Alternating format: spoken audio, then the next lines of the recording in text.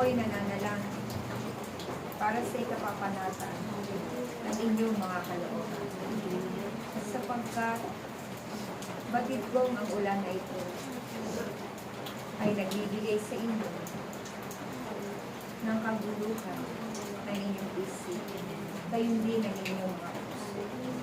Aking mga anak, ako na inyong ina, ay laging humihingi sa Diyos na kayong lahat ay kanyang gabayan at samahan.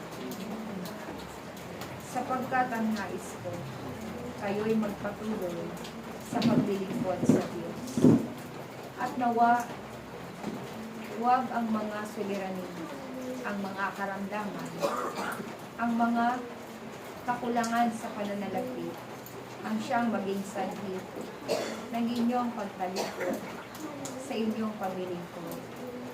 Mapalad ang sumusunod sa kalooban ng Diyos sa pagtatatamuhin niya ang buhay na walang hanggan, na kung saan ang gantimpala dito sa daigdig ay inyong matatamo habang kayo'y nabubuhay, sapagkat ang tapat ang pangako ng Diyos sa inyong lahat.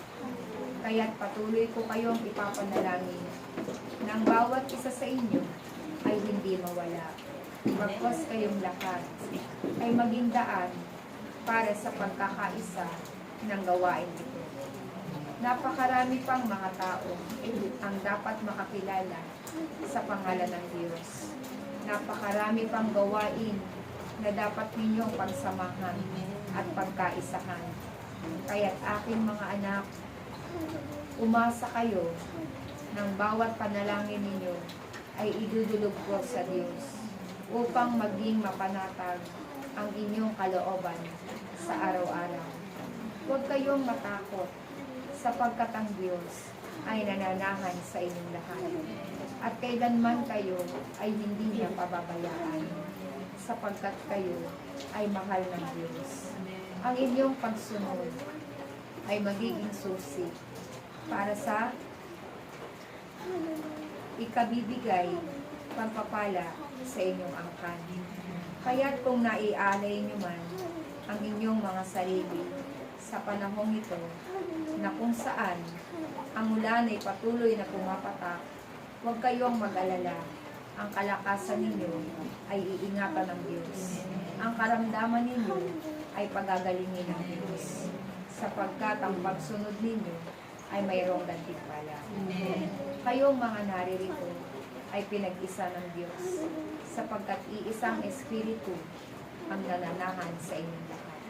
Kaya't wala kayong dapat katakutan, wala kayong dapat ipangamba, sapagkat ang buhay ng tao dito sa mundo ay makararanas ng mga samut-sari, mga suliranin. Ngunit lagi ninyong tatandaan, ang Diyos ay hindi nagpapabaya sa kanyang mga anak. Ako na inyong inang Maria ay laging mananalangin para sa ikapapayapa ng inyong kaisipan, para sa ikatutupad ng inyong mga kabilingan.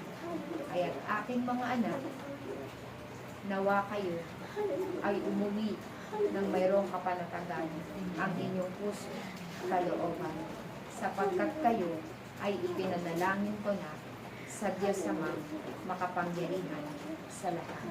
Maraming salamat sa inyong pag-ipag-isa sa gawain ito.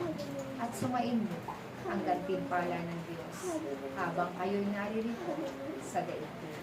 Maraming salamat. Praise Yahweh. Praise Yahweh.